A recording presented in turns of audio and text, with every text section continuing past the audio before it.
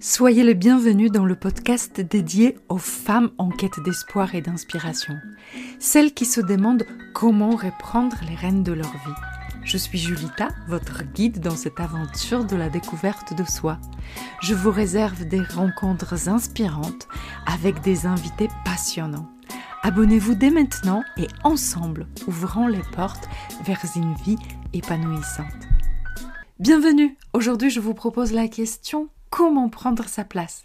Pour l'aborder, j'ai un immense plaisir d'accueillir Sarah Massingo. J'ai l'honneur d'être son amie, mais Sarah est coach, pulvérisatrice des blocages. Elle a une puissance que vous ne trouverez nulle part ailleurs. Je vous la présente car pour moi, c'est un exemple de foi, de courage et de rayonnement.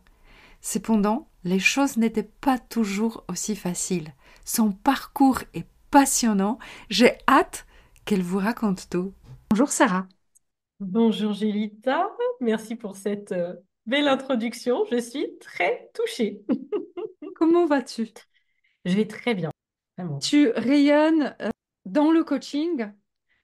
On peut voir tes posts sur LinkedIn. Tu as une très très belle chaîne et ta place que tu as décidé de prendre sur YouTube et tu as un très beau profil sur Instagram. Dis-nous plus en détail comment tu te définis aujourd'hui. Hmm, Qui es-tu aujourd'hui? hmm. Alors, je suis une femme vraiment passionnée par la vie. J'aime vivre, je suis passionnée aussi par l'humain. C'est ça en fait ma plus grande passion. J'aime créer des connexions profondes avec les gens. Et quand je dis des connexions profondes, par exemple, tout à l'heure, j'ai parlé avec mon boulanger. Mon mari, il me disait, mais Sarah, il est hyper froid. Et on a rigolé tous les deux. Et moi, il Mhm. a dit, mais comment ça se fait? Et c'est vraiment ça, moi, j'aime, quelle que soit la personne, son âge, son origine, d'où elle vient, j'aime créer des connexions profondes avec les gens. Et c'est comme ça que je me nourris Mhm. tous les jours. Donc, c'est vraiment ce qui m'anime le plus. Et, et vraiment, j'aime euh, apporter de la valeur à l'autre, Mhm. c'est-à-dire montrer que la personne, montrer aux personnes qu'elles ont une valeur inestimable et qu'elles ont de l'importance. Et ça, c'est quelque chose que j'incarne tous les jours. Je me dis, dès que je croise une personne, euh, j'aime regarder en fait ce qu'elle a de spécial et lui Mhm. dire, même si je la connais à peine. C'est vrai. Parce que je trouve que valoriser les gens, ça me passionne. Mais vous pouvez même pas vous imaginer. Enfin, c'est vraiment ce qui m'anime. Et les personnes, ça leur fait du bien, et moi aussi. Alors, je comprends tellement parce que il faut que je partage avec vous qu'avec Sarah, on s'est rencontrés il y a 3 ans maintenant au sein d'un coaching en groupe et je recevais régulièrement les vocaux de Sarah qui étaient juste un cadeau du ciel où tu me disais, Sarah, combien tu apprécies telle chose. Telle approche que j'ai faite. C'était vraiment tellement généreux et tellement solaire que t'avoir dans son entourage avec cette générosité et cette lumière, c'est juste du bonheur. Mm. Donc je comprends ce que Merci. tu veux dire. Sarah, comment tu expliques le titre que tu as décidé de porter, la pulvérisatrice des blocages? Alors, c'est marrant parce que c'était pendant le programme de coaching Real Oui. avec Leslie où on travaillait sur notre vision. Et j'ai acheté un beau cahier, justement, là-dessus, pour travailler sur le programme de coaching de Leslie. Et j'ai écrit ma vision. J'ai eu beaucoup de mal à écrire cette vision. Et j'ai écrit que mon objectif, c'est pulvériser les blocages des êtres humains. Et c'est là la première fois que ce mot est arrivé. Et Mhm. ça fait un petit moment et je ne l'avais pas utilisé. Ben voilà, je n'ai pas fait de lien. Et un jour, alors, les clients, quand je leur demande souvent des feedbacks de fin de coaching, qu'est-ce qu'ils ont pensé de ça? Ils me disent, Sarah, mais vraiment, mes blocages, euh, il y avait ce mot qui revenait pulvériser, les blocages. Ce mot est revenu plusieurs fois de la part de clients. Et je me suis dit, c'est comme si je n'assumais pas en fait le fait de faire ça auprès des personnes, mais c'est vraiment ce que je fais. C'est ce que j'ai fait sur moi-même, parce que j'avais énormément de blocages. à un point, vous pouvez même pas imaginer. Et c'est ce que je fais aussi par rapport aux clients. Et justement, il y a un ami qui me disait la dernière fois, il me dit, Sarah, pulvérisatrice de blocage, ça fait un peu... c'est que moi, j'ai l'image d'un Karcher. Et ça fait, c'est comme si tu enlevais toute la crasse. Et c'est très douloureux, il reste rien au passage. Et bien, c'est exactement ce que je fais. Il me disait, Mhm. Sarah, c'est marrant parce que t'es toute fine, t'es très fin, t'es toute mince. Et en même temps, il y a cette image de Karcher, de profondeur, un côté très désagréable. Et ça fait un contraste avec ton physique. Et je trouvais qu'il avait bien résumé en fait voilà, ce que ça pouvait signifier pour les personnes. Et j'ai testé sur LinkedIn un jour, voilà, je m'appelais pulvérisatrice de blocage.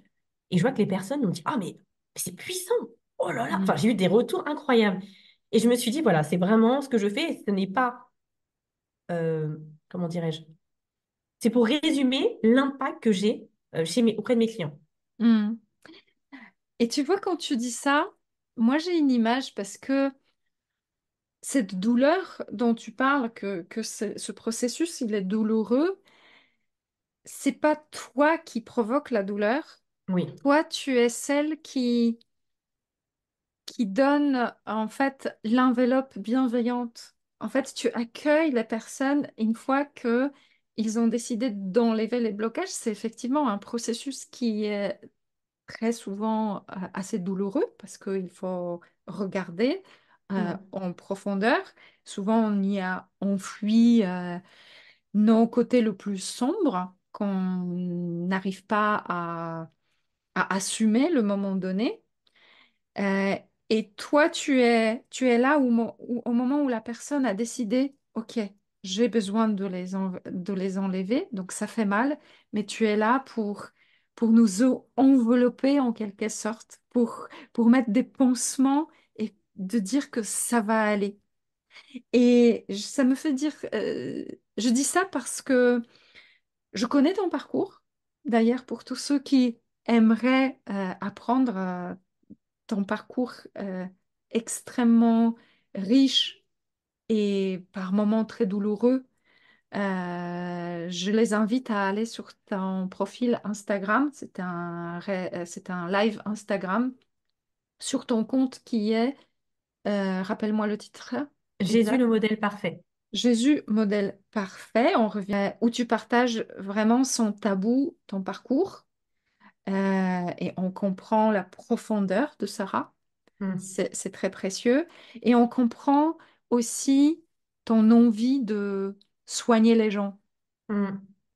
Et donc, oui, tu pulvérises les blocages, mais tu leur donnes aussi le sens et la mission après. Absolument. Et tu sais, c'est marrant, Julita, parce que je crois que j'en avais parlé dans mon témoignage, tu parles de soigner les gens. Moi, c'était au lycée que j'ai eu, enfin pour moi, ma vocation, c'était d'être infirmière. Mhm, Et c'est ce que j'ai fait. J'ai fait une école infirmière pendant 2 ans. Après, je suis partie parce qu'il s'avère que j'étais trop sensible et le monde hospitalier aussi m'allait pas. Bref, après, il y avait d'autres choses. Bon, je ne vais pas rentrer dans les détails là-dessus, mais il y a un ami qui me disait, Sarah, ça m'étonne pas que tu aies été infirmière, que tu as voulu être infirmière parce qu'aujourd'hui, en tant que coach, tu es un peu infirmière des âmes. mhm, Et j'ai bien aimé ce parallèle. En fait, c'est marrant. euh, Quand on est dans les épreuves et on enchaîne les échecs, on se rend pas compte. Mais après, tout est lié. En fait, j'ai toujours cherché à aider les gens, à soigner les gens d'une certaine manière. mhm. Et il s'avère que c'était plutôt dans le coaching où voilà, où je suis à la meilleure place, quoi. Ouais.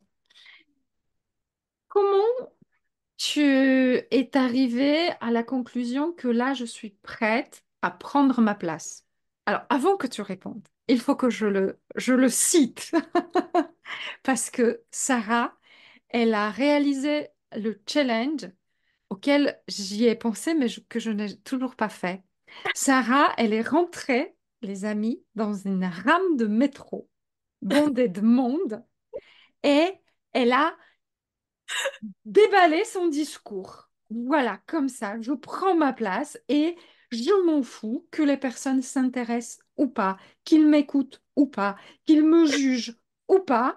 Je suis là et j'ai décidé de prendre ma place. Pour moi, Ouais. c'était filmé, Ouais. donc tu l'as posté, je sais plus où, Ouais. je crois que sur Insta, on peut le retrouver aussi. Pour moi, c'était un défi tellement Ouais, énorme, ouais. euh, mais aussi un peu le moment où j'ai compris que oui, Sarah, elle a pris sa place. Mais Hmm. bon, ça, c'était vu de l'extérieur. Comment c'est passé dans les coulisses? Alors, c'est vrai que dans les faits, il y a quelque chose que j'ai compris, c'est que, en fait, pour prendre sa place, il faut, en tout cas pour ma part, hein, ce qui a marché sur moi, c'est m'imposer des challenges. Alors, m'imposer, ça veut pas dire que j'ai envie. Faut pas croire, moi, je suis quelqu'un, j'ai besoin, et je pense que toutes les personnes, ça s'entretient, en fait. Prendre sa place et susciter des occasions pour pouvoir prendre pleinement sa place. Et moi, je Mhm, sais que depuis ma naissance, là, j'ai 38 ans aujourd'hui, et j'ai beaucoup de mal avec le regard des autres. Ma vie était définie par le regard des autres. mhm, C'est pour ça que depuis que je suis entrepreneur, ça fait 3 ans et demi à temps plein, ça a accéléré le processus, le fait de prendre sa place. Je me suis dit, c'est en m'imposant des challenges personnels que je vais déjà apprendre à me connaître, me révéler à moi-même et ne plus dépendre du regard des autres. Et ce challenge dans le métro, c'est venu une fois. Déjà, comment l'idée m'est venue? Je prenais le métro, comme j'avais failli faire faillite, j'avais pris un CDD de quelques mois. Donc, j'allais à Paris tous les matins. Et dans le métro, il y avait une femme chrétienne, je pense, qui prêchait dans le métro. Voilà, ça arrive souvent, des personnes font ça en criant, personne n'écoutait. Et là, je me suis dit, tiens, pourquoi pas? Moi, je pourrais faire ça, mais pas pour parler de ma foi, mais pour le coaching. C'est comme ça que l'idée m'est venue. mhm, Et je me suis dit, moi, quand j'ai une idée, j'ai remarqué, j'ai plutôt tendance à procrastiner. mhm, Et je sais que c'est pas bon la procrastination. Donc, je me suis dit, je planifiais ça et je me suis dit, je vais faire ça la semaine prochaine. mhm. Et c'est comme ça que c'est venu. Et j'en ai parlé à très peu de personnes. Notamment, je n'ai pas parlé à mon mari parce qu'elle allait me prendre pour une folle. Elle allait m'en dissuader. Et elle me disait, mais On Sarah, tu n'est vas pas plus partir. à ça près. Et j'avais pas encore assez confiance en moi pour me dire, je lui en parle. Et même s'il me décourage, j'y vais pas. Donc, j'ai décidé un matin, j'allais dans ce boulot en tant que salarié. Et je dis, ça y est, je me préparais, je veux le faire. Parce que j'ai fait, en fait, la version filmée, c'était la deuxième fois. Mais j'avais déjà fait une première fois pour tester, sans Mhm, personne. Et là, quand j'ai fait ça, j'étais, franchement, la veille, bah, j'ai pas bien dormi, j'avais la diarrhée, j'ai vomi, j'étais pas bien du tout. Et j'ai même pleuré sur le chemin. Parce que j'avais un problème perso, je crois. Enfin, je sais plus, il y avait un truc qui m'avait contrarié dans ma famille et je pleurais sur le chemin. Et je me suis dit, qu'est-ce que je fais? Et j'avais dit que bah, à Damien, justement, Damien, j'en avais parlé. mhm, Jessie aussi, j'en avais parlé. Et une autre aussi entrepreneur. Et ils m'ont dit, Sarah, vas-y, à fond, vas-y, on croit en toi. Et j'y suis allée. Et j'avais envie. La sensation qu'on ressent avant, c'est assez. Je pourrais pas. Je sais pas. C'est mélangé entre la peur, l'excitation, puis en même temps on a envie de fuir, mais je me suis dit, Sarah, c'est parti. Et quand les portes se sont ouvertes, j'ai dit, ça y est, c'est bon, tu rentres dans le métro, j'ai commencé à parler, et, j'étais vraiment, des palpitations cardiaques, et après je suis partie, et j'étais super à l'aise.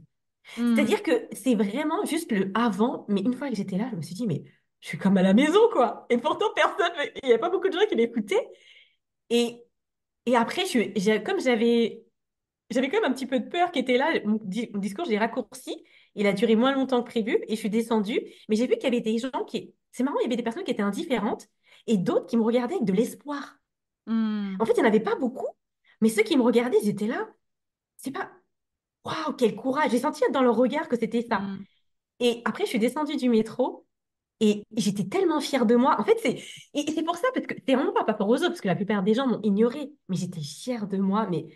Et j'étais dans une joie, je crois que je pourrais même pas expliquer. Et ce que j'ai fait, comme j'allais au bureau, j'étais salariée à ce moment-là, j'en ai parlé à mes collègues, à ma responsable. Je travaillais plutôt avec des directeurs, je leur ai dit, et j'ai vu, ils m'ont regardé ils étaient, mais d'un côté admiratif. Ils m'ont dit, Sarah, mais qu'est-ce que mhm. c'est courageux. Moi, je pensais qu'ils m'auraient prise pour une folle, mais en fait, pas du tout. Ils ont dit, oh, j'aimerais trop avoir ton courage, ton audace. Ouais. Et des cadres, enfin, plutôt des directeurs, etc. Je me suis dit, ah bon? Et là, je me suis dit, OK, je vais faire une version filmée parce que je vois les personnes qui ont été touchées par ça, elles ont été très inspirées et c'était au-delà de ce que je pouvais imaginer. Mhm. Voilà un peu le backstage de l'histoire. Mais ce qui m'intéresse aussi, c'est, je dirais, les coulisses encore plus profondes. C'est-à-dire que moi, je t'ai connue bien avant que tu décides de prendre ta place. Ouais. Je t'ai connue dans une étape de ta vie où Mm. tu étais vraiment tiraillée par les doutes Ouais. et, euh, et on sentait un estime de soi Mm. qui aurait eu Bien sûr. besoin d'un boost. Mm. Et donc, quelques mois plus tard, tu commençais comme un bourgeon qui éclore, Ouais. tu sais, tu commençais Ouais. à grandir. Et en fait, ce qui m'intéresse, c'est par rapport à cette idée, parce que la réalisation, oui, elle est courageuse, elle est formidable, mais je pense que le processus qui s'est passé dans la tête est encore plus Mm. intéressant. Cette idée, elle est venue quand tu as senti que tu es bien dans ta vie, que tu es en train de vraiment prendre ta place, ou c'était vraiment sur le chemin de chercher ta place. En fait, c'est sur le chemin de chercher ma place parce que je me suis rendu compte que dans cette phase où j'avais fait une dépression profonde, vraiment une bonne dépression, au moment où on s'était vu, c'était bon, j'étais encore dedans, je n'osais plus agir. Hmm, Et justement, je m'étais rendu compte que je m'étais trop endormie. J'étais trop restée par rapport à mes doutes. Et moi, ce qui me permet, en fait, la confiance en soi, c'est vraiment, ça se nourrit par l'action. hmm, Et je m'étais dit que quand je m'étais lancée en tant qu'entrepreneur, à mes débuts, il y a 3 ans et demi, le nom de ma marque, c'est Time for Action. J'étais vraiment dans l'action. Et après, toutes mes blessures du passé étaient revenues avec le coaching, avec mes clients. Enfin, je pensais que j'étais guérie et tout est revenu. C'est-à-dire que j'avais vraiment perdu confiance en moi et je n'osais plus agir. Et à ce moment-là, dans ce processus, j'ai compris, parce que je m'analyse aussi, je m'auto-coach, que si je veux aller à la reconquête de moi-même, c'est important que je fasse des actions, que je sors de ma zone de confort, que j'essaie de le faire pour moi-même déjà. hmm, Que c'était comme ça, en analysant le succès de l'entreprise au démarrage, quand j'ai eu un succès assez enfin, exponentiel. Hein. La première année, je me suis versé un salaire, etc. Donc je pensais, j'étais pas consciente de toutes mes blessures, mais j'étais vraiment dans l'action. Et hmm, je m'étais dit, Sarah, il faut que tu sois dans l'action. Même si c'est dur, et même si tu as des douleurs profondes, apprends à redevenir cette personne. hmm, Et hmm. c'est comme ça. Donc, c'est dans le processus, en fait. Hein. C'est pas une fois que je suis guérie. En fait, la guérison vient aussi comme ça. Et je suis ravie de faire cet échange avec toi dans ce podcast parce que hmm, le but de ce podcast, c'est de s'adresser aux personnes qui cherchent leur place dans la vie, Hum, reprendre les rênes de leur vie, hum. mais surtout de retrouver l'estime de soi. Ouais, c'est vrai. Moi, je considère que le développement personnel, c'est très bien au moment où il sort de la théorie, au moment où on ferme les bouquins, on arrête d'écouter les podcasts, regarder des vidéos et on décide d'aller dans ce processus qui n'est pas facile, Hum, qui hum, est douloureux et où on a souvent besoin d'accompagnement, d'où l'intérêt des coachs. Et je trouve que ton parcours, c'est vraiment un exemple de, de comment trouver l'estime de soi à travers des actions. hum, Et l'estime de soi, il n'est pas facile parce que il demande du courage, mais aussi qu'il demande de se dire, OK, c'est beaucoup plus facile de ne pas chercher l'estime de soi. Parce ouais. que je peux me mettre dans mon canapé, Hum, je peux écouter les autres et prendre tout personnellement, même si c'est pas confortable dans la vie, c'est beaucoup plus facile que de chercher son autonomie émotionnelle, s'écouter, s'assumer, d'aller un peu au défi de nos peurs. C'est vraiment quelque chose qui nous paraît hum, compliqué et ton parcours, il est magnifique pour illustrer cette démarche-là. hum. C'est très juste, Julita. Et tu vois, c'est vraiment, en fait, en faisant ça, parce que, en fait, il y a la posture de victime qui est de se dire euh, qu'on a tous parfois, hein. Moi, ça m'arrive, mais bon, ça dure pas très longtemps. Mais dans cette période, on s'est rencontrés, je l'avais beaucoup quand même. C'est juste de rester avec ses douleurs et ne pas chercher de solution. Et je me suis dit que Hmm. l'idée, chacun a bon ça à son rythme, mais c'est important de de mettre en place des petites actions pour apprendre à se découvrir qui on est vraiment. Parce qu'on a besoin d'avoir des petits succès, des Mm, petites victoires du quotidien que pour soi-même. mm, Et c'est vraiment, moi, ce discours dans le métro que j'ai fait. Bah, là, j'étais pas filmée quand je l'avais fait, c'était vraiment pour moi à la base. Parce que c'est quelque mm. chose de regard des autres. Moi, quand personne me regarde, j'ai l'impression de mourir. J'avais l'impression de Ouais. mourir, t'es nul, etc. Et je me dis, bah purée, personne me regarde. Et je suis à fond dans mon discours. Je me dis, mais c'est incroyable. Donc, c'est vraiment ça l'idée. Et par rapport à ça, quand tu parles d'estime de soi, c'est que j'en ai pas trop parlé lors de mes témoignages sur Instagram. Moi, ce qui m'a donné vraiment envie d'agir et de chercher vraiment des solutions, c'est aussi pour mes enfants. Donc, j'ai Mm, deux enfants là au moment où je fais cette vidéo, 5 ans et 7 ans. Et je me t'ai rendu compte que en fait, dans mon rôle de mère, même, j'avais même pas ma place en tant que mère. J'étais complètement débordée, j'avais pas mon autorité de mère. mm, Je n'osais même pas. Et mon fils, notamment notre fils qui a 7 ans, il a quand même une forte personnalité et il teste en permanence. Notre fils est différent. Et moi, j'étais complètement dépassée. Je m'étais dit, mais si moi, je ne me prends pas en main pour les enfants, euh, bah, en fait, ils vont hériter d'une éducation d'une maman blessée. mm, Ils vont certainement reproduire les erreurs que j'ai faites par le passé. Et je me suis dit, mais je ne peux pas laisser mes enfants comme ça. Parce que mm, c'était vraiment le fiasco à la maison. Enfin, et une mère qui est complètement débordée. Alors, mon mari, heureusement, il avait pris le lead, mais c'est pas lui de tout faire. mm, Alors, moi, je m'occupais d'eux, effectivement. Moi, j'ai jamais été à rester dans mon lit toute la journée à dormir. Bon, j'ai toujours pris soin de moi. Je m'occupais des enfants, etc., physiquement. Mais émotionnellement, j'étais ailleurs. J'avais pas, j'arrivais pas à me faire respecter en tant que mère. mm, Et je me dis qu'aujourd'hui, ça a vraiment changé. Et je me dis, mais une femme qui a une bonne estime d'elle-même, c'est vraiment une source de bénédiction pour sa famille. Moi, je vois les enfants, maintenant aujourd'hui, j'ai pris ma place, c'est-à-dire que je n'osais même pas être stricte avec mes enfants, leur mettre des limites, parce que je me disais, je veux pas qu'ils pensent que je ne les aime pas. mm, Et là, j'ai compris que pas du tout. Le fait d'être... Maintenant, je sais qui je suis, je connais mes capacités, et le fait de poser des limites envers des enfants, c'est indispensable. mm. C'est indispensable, au contraire, c'est une preuve d'amour. Ouais. Et ça, j'ai réussi à faire ça parce que euh, je sais qui je suis, en fait. Je sais qui je suis et je sais ce que je veux pour mes enfants. Et ce que j'ai remarqué, c'est que mes enfants, bah, je veux vraiment bien les influencer. Les Mm. influencer, mais les tirer vers le haut. Et pour ça, c'est important que j'incarne qui je suis, vraiment, que j'incarne Sarah Massengo, la meilleure version de moi-même, que je l'incarne au quotidien. Et aussi pour les petits, quoi. Et ça Ouais. marche, hein? Ouais, magnifique. Et c'est exactement cette thématique qui m'anime tellement et je suis contente que tu en parles. C'est que nous, les femmes, alors tu as 38 ans, moi je travaille avec les femmes, voilà, à partir de 38 40 ans, parce que c'est un âge où on a un peu d'espace pour se dire, OK, j'ai fait plaisir à mes parents pour les études, pour les écoles. J'ai pris une place dans la société telle que il fallait prendre selon Mm, les canevas. J'ai tout donné à mes enfants. J'étais bonne épouse, j'étais mm, fait de logis.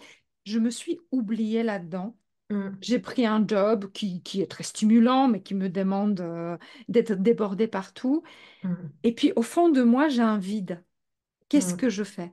Est-ce mm, que je décide que c'est normal et mm, j'attends la retraite ou autre chose, que ce vide me consume petit à petit?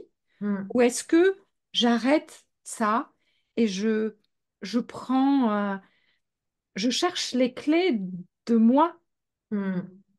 C'est pour ça que la clé de soi, c'est quelque chose qui va partir de ta situation aujourd'hui Ouais. Mm, et qui va chercher des solutions pour la suite. C'est aussi mm, ça, souvent on me pose la question, je ne sais pas si tu as cette question, c'est quoi la différence entre un psychologue ou en tout cas un traitement et un mm, coach? Et pour moi, la plus grande différence, c'est que le coach, il prend la situation là où il la trouve et ensuite, il projette ça vers l'avenir le plus mm, inspirant possible. mm, Parce que, voilà, c'est pas notre job de analyser le passé, c'est bien le job des médecins, des mm. psychologues. Et nous, on va plutôt voir la perception de la réalité et l'interprétation qu'on fait de Mm. notre histoire, sans Très vraiment juste. chercher de les guérir, mais de créer une force pour aller vers l'avant. Et c'est ce que tu as fait dans ta vie. Mm.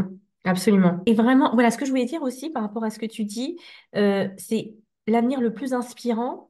Et par rapport au fait, la thématique de prendre sa place, il y a quelque chose aussi que j'ai appris à accepter, c'est accepter le rejet de l'autre. Parce que Oui, quand on prend sa place, ça va pas plaire à tout le monde. oui. Et même alors, et ce travail, moi, je l'ai fait en priorité dans ma famille. Hmm, Parce que ça commence, je trouve, et maintenant, je vois les personnes que j'accompagne, c'est souvent, elles ont du mal à prendre leur place au travail parce qu'elles n'ont pas assez fait, ces personnes, dans leur famille. Et c'est tellement, et en fait, la famille, c'est la base de la société. Et prendre sa place, c'est, par exemple, je vois par rapport à mes parents, par rapport à ma mère. Bon, on n'a pas la même foi toutes les deux, et c'est vrai que j'ai pris ma place, je voulais faire plaisir à ma mère, j'ai dit non, je choisis un chemin différent, et c'était pas facile, hmm, donc il y a eu le rejet, c'est oui, temporaire, mais il y a toute cette phase, et souvent les personnes veulent prendre leur place dans leur travail, oui, mais dans leur famille, elles prennent pas leur place, dans leur vie couple, elles prennent pas leur place, dans leur vie de mère, ou si c'est des hommes, ils ne prennent pas leur place, et ça commence par là. Et je trouve oui. que la famille, c'est quelque chose de très complexe, mais quand on arrive, vraiment, moi j'ai des problèmes de famille très challengeants. Et je me dis que j'ai une paix intérieure profonde parce que j'ai osé prendre ma place. Et même si j'ai des critiques des membres de ma famille, franchement, ça va pas ça va pas me vexer parce que j'arrive à comprendre l'autre et je sais que je suis à la bonne place. Et si Hmm, ça ne plaît pas à l'autre, ce n'est pas grave. Et quand vous arrivez à ça, alors c'est un travail au quotidien parce qu'après on peut perdre sa place aussi, c'est oui, possible, mais c'est hyper ce qui se passe, c'est que la confiance en soi, elle vient de l'intérieur. On va vraiment pas attendre que les personnes nous disent c'est génial ce que tu fais. Et les personnes de notre famille qui peuvent nous rejeter pendant un temps, et c'est ce que je vis en ce moment là, c'est assez challengeant, mais c'est pas grave parce que je sais que c'est temporaire.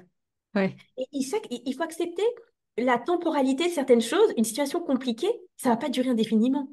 Donc moi, je sais que je continue d'avancer. J'essaye de, quand je dis les choses, je prends ma place. Et c'est vrai que parfois prendre la place. Là, récemment, j'ai eu une conversation avec ma mère. C'était pas facile, mais c'était nécessaire. Mais je sais qu'il y a eu, bon, c'est un peu parti en freestyle, mais c'est pas grave. Mais j'ai pas pris personnellement les mots qui ont pu être employés parce que je m'aime vraiment et j'ai vraiment un amour inconditionnel pour les autres. Donc quand on va m'insulter, je vais pas dire, je vais dire oui, ok, je pose des limites, mais je vais pas le prendre personnellement. Et Hmm. quand on prend pas les choses personnellement, mais on a une force incroyable. Vraiment, on peut prendre Incroyable. sa place. Mais c'est tellement difficile. C'est un Oui, travail c'est très de difficile. toute une vie. Et Oui, cet accord Toltec, pour ceux qui connaissent les oui, accords Toltec, quoi qu'il arrive, ne prend pas les choses personnellement. C'est, je trouve, le plus challengeant parce oui. qu'il y a des situations où c'est OK et puis il y en a d'autres où ça va nous chercher parce que ça va toucher encore un domaine de vie qu'on n'a pas travaillé, qu'on n'a pas identifié et c'est jamais acquis. C'est jamais acquis. Mais c'est ça qui est bon. En fait, maintenant, je commence à... Parce qu'on peut pas s'assoupir, en fait. C'est-à-dire qu'il faut... Mm, Les situations, moi, je suis contente, comme je coach des clients. Et justement, on parle beaucoup des relations de famille hein, dans mon programme actuellement. Et prendre sa place. Donc, mes clients, je les incite à prendre leur place. Et moi, je leur dis, moi aussi, ça m'implique à encore plus prendre ma place et à la conserver. Et ce que j'aurais dit, c'est que les situations pour prendre sa place, surtout dans sa famille, eh bien, parfois, il faut les provoquer. ouais. Moi, et ce que j'incite mes clients à le faire, et j'aurais dit à mes clients, parce que moi, je me montre vulnérable en coaching, je leur dis, écoutez, je ne raconte pas toute ma vie, mais je leur dis, vous m'aidez aussi à grandir. Parce que Mm, ce que je vous enseigne, moi, c'est important que je l'enseigne aussi personnellement. Et donc, créer, alors parfois les clients me disent, Sarah, mais dans ma situation de famille, par exemple, j'ai une cliente, elle me disait par rapport à ses sœurs, etc., elle n'est pas assez entendue, elle est vue comme la petite sœur, la petite dernière, et comme si elle connaissait pas grand-chose dans la vie, alors qu'elle est très mature. Ce que je lui dis, elle me dit, j'ai pas trop l'occasion d'avoir une conversation à cœur ouvert avec mes sœurs. Et ce que je lui dis, mais tu sais, c'est à toi de provoquer la situation. Parce que parfois, mm. en fait, si on attend que les choses viennent, ça va pas avant, il va rien se passer. Et on a tous, en fait, nos zones de fragilité. Et moi, je pars du principe que, moi, c'était plutôt la relation avec ma mère, etc. D'autres personnes, ça va être autre chose. Et quand on provoque cette situation, Donc, ça va être compliqué. C'est vrai que c'est pas évident, mais qu'est-ce qui se passe derrière? C'est qu'on se sent Mm, libre. mm. Mais vraiment, il y a une zone de turbulence avant, c'est clair. Oui. Voilà, hein, moi la première, c'est parce que je suis coach que j'ai pas peur, c'est clair. Mais une fois qu'on a passé ça, vraiment, ça veut dire qu'on a encore davantage pris sa place et on peut s'attaquer à des challenges qui sont encore plus compliqués. Mm. Mais j'aime bien m'arrêter sur l'expression prendre sa place Ouais. pour dire que ce n'est pas se faire offrir sa place. Oui, très Ce n'est juste. pas se faire laisser sa place. Ouais, Il y a vraiment ouais, cette notion de prendre, d'une action personnelle, d'une ouais, audace quelquefois. oui, Et c'est pas parce qu'elle est occupée, cette place, parce que, en fait, la nôtre, elle est libre. C'est tous les autres qui sont déjà pris. c'est vrai. Mais nous avons tout de même besoin de affirmer que c'est la nôtre et Oui, pas attendre que les autres nous disent non, mais c'est bien ce que tu fais, c'est bien où tu absolument. es. C'est de leur montrer que c'est là où je suis, j'ai envie d'être et, j'en suis sûre. Et au moment où nous, on prend cette place et on la affirme, euh, les autres vont prendre ça comme une chose naturelle. Mais si C'est nous, ça. on doute, on va leur envoyer le doute, alors tout le monde va avoir son mot à dire, hein, parce que là, il y a des C'est clair. conseillers du dimanche, hein. Ah oui, j'aime bien cette expression, c'est vrai. C'est très juste. Oui, oui, oui. Non. En effet, tu as entièrement raison. Et c'est vraiment. Donc, en fait, ça implique ne pas être passif. C'est vraiment être dans l'action. Mais moi, ce que je dis aux personnes que j'accompagne et ce que je me dis à moi-même, c'est un sport quotidien. Moi, j'aime bien, quand on parle de prendre sa place, maintenant, je positionne plus sur le leadership. Le leadership, pour moi, c'est avoir de l'influence sur soi-même, positive sur soi-même et sur les autres, Mm, et prendre sa place dans toutes les sphères de sa vie. mm, Et ça implique d'être toujours dans l'action. Mais dans l'action, en fait, pour moi, c'est vraiment, on peut pas rester à rien faire. C'est-à-dire, il y a toujours des petits pas. Donc, parfois, il va y avoir des petits pas, et parfois, on va faire des pas qui sont peut-être plus grands, mm, mais en avoir en permanence. Parce que vraiment, qu'est-ce qui se passe? Moi, je trouve que même je vois les personnes que j'accompagne, je leur dis, et déjà, elles voient le bénéfice, elles disent, enfin, je vois les personnes disent, mais ah ouais, t'oses parler comme ça, t'oses agir ainsi. En fait, on va inspirer les autres. Parce que quand on prend sa place, les autres vont se dire, ah, mais elle prend sa place, mais moi aussi, je peux faire. Et moi, mm, je pense qu'on est sur cette terre vraiment pour inspirer les autres. Donc, c'est pas un chemin facile, il y a un prix à payer qui est lourd, mais quand on voit une personne, comme je dis à mes clients, je dis, vous n'êtes pas obligé d'être coach pour inspirer des gens, je suis désolée. Au quotidien, vous le faites, mais c'est tellement gratifiant. Vraiment, mm. quand on voit quelqu'un, on a pu aider une personne, ne serait-ce qu'à, je sais pas moi, à s'affirmer davantage, à prendre sa place, bah, ça fait du bien. Et même pour Ouais. les enfants, la future génération, moi je me dis que moi j'aime beaucoup l'impact. On est là pour impacter même une future génération, impacter les enfants, leur montrer que quel que soit notre âge, eh ben, j'ai envie de prendre sa place, c'est quelque chose qui évolue aussi au cours du temps. Mm, Donc, de se dire, on a toujours une place à occuper et c'est à nous d'aller la chercher et personne d'autre ne pourra le faire à notre place. mm. Et j'aime beaucoup, on va finir là-dessus parce que tu donnes vraiment des exemples concrets, des actions. Souvent, dans le développement personnel, moi, la première va dire, oui, mais il faut passer à l'action. Et au final, on n'a pas une idée Ouais. très concrète. C'est quoi les actions dans le développement Mm. personnel? Et j'aime bien de... D'ailleurs, je vais faire un épisode entier consacré à ça. C'est quoi les actions, les petits pas pour avancer vers quelque chose qui m'est cher, que j'ai envie de travailler. Et dans ce que tu dis, on voit très bien que euh, tu vas te challenger sur les peurs peut-être qui se cachent encore dans les regards des autres, Ouais. sur la manière de poser tes limites, Mm. sur la manière de t'exprimer Mm. pour dire ce que tu as envie, de quoi tu n'as pas envie, Mm. et à tout moment. Et ça, c'est des bels exemples de ces actions qui peuvent être même, comme tu disais au tout début, une conversation avec un boulanger qui est un peu froid, mais je vais quand même y aller et je vais être C'est ça. cordiale et je vais l'inviter à une relation humaine plus chaleureuse dont tout le monde a l'habitude. C'est ça. Et c'est exactement, et c'est pour ça que les personnes, merci Lolita d'avoir apporté cette précision, c'est par des petites actions du quotidien. Mm. Et vraiment, en faisant ça, on va voir la différence. Et moi, je vois, enfin, les personnes que j'accompagne et moi aussi, on en veut plus. Après, on dit, bah, au quotidien, je fais ça, ça veut dire que je peux faire davantage. Et ça, c'est vraiment, on va à la reconquête de soi-même. Donc, Mm. l'estime de soi, on va apprendre à s'aimer parce on va se dire, mais je suis capable de faire des choses, je fais du bien aux autres. Je, Mm. je me fais du bien à moi-même. En faisant du bien aux autres, je me fais du bien à moi-même. Mais ça ne demande pas non plus beaucoup d'efforts. C'est juste un petit peu, moi, ce que je leur dis, c'est le sport quotidien du leadership. Il faut quand même de la pratique quotidienne. C'est Voilà. ça. Et voilà, petit pas régulier et ça marche vraiment, quoi. Vraiment. Parce que souvent, quand on tombe dans le dev perso, il y a maintenant des librairies entières remplies de Mm, livres de mm. dev perso. Et quand on prend ce livre, parfois on a l'impression que c'est inatteignable pour nous, parce que Ouais, c'est tellement haut, ouais. c'est tellement grandiose que moi, toute seule dans mon coin, je ne peux pas y arriver. Et on n'a pas ces étapes Oui. intermédiaires Mm. concrètement comment je peux avancer pour peut-être moi aussi arriver à une vision plus grande et plus claire pour moi-même. C'est ça. Et c'est très juste, Julita, ce que tu dis, c'est que la vision pour soi-même, parce que j'ai fait une séance bilan avec une cliente juste avant qu'on fasse l'interview, et je lui disais, elle me dit, Sarah, alors pour la suite, qu'est-ce que je fais? Je lui donnais quelques petits conseils, c'est-à-dire que enfin, partage d'expérience. Je lui ai dit, en fait, c'est par des petites actions du quotidien. Continue ces petites actions du quotidien. Elle avait un plan d'action précis et tu vas voir, ta vision va s'éclaircir. Parce que souvent, la vision ne vient pas tout de suite.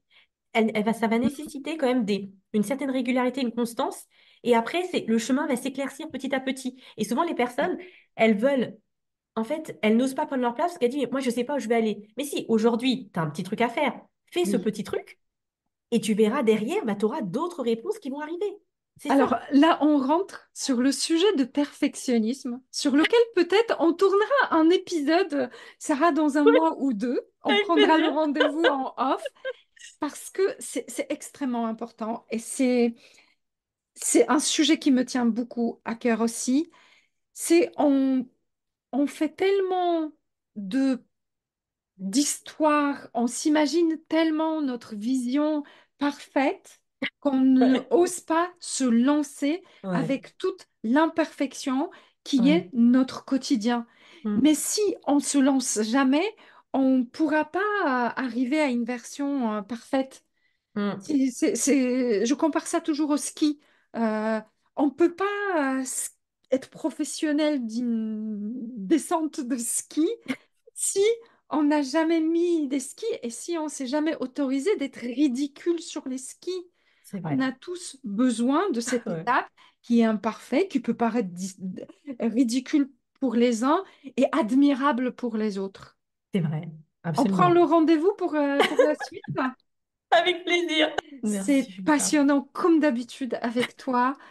Dans la description de cet épisode, vous retrouverez tous les liens pour aller faire connaissance avec tout le travail de Sarah Massengo, la pulvérisatrice de blocage. Merci beaucoup, Julita. Merci à toi, Sarah. Allez, à bientôt. Un grand merci pour avoir écouté cet épisode de La clé de soi. Je vous invite à découvrir d'autres partages et d'autres personnalités dans les différents épisodes de ce podcast. Vous les trouverez bien évidemment sur votre plateforme d'écoute préférée. N'oubliez pas de liker, commenter, partager sans modération afin de faire résonner la voix de ces personnes inspirantes. Votre soutien est ma clé pour inspirer davantage de vie. Grand merci à vous.